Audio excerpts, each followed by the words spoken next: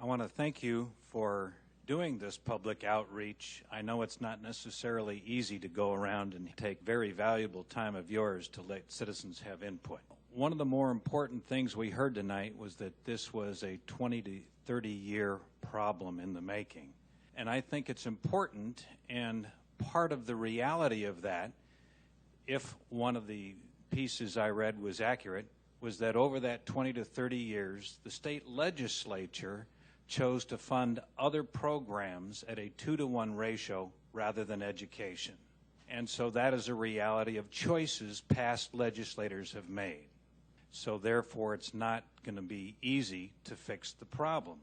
One of the young ladies, and I use that as a gray-haired guy, talked about courage, and I would like to ask you to consider the concept of courage in reversing that trend. The slide you showed talked about all sorts of revenue sources.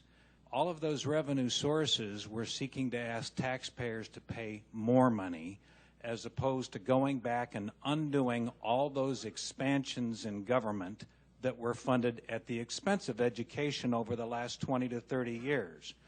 Why not go and begin reversing that trend and start spending more on education and less on all those other non-vital services?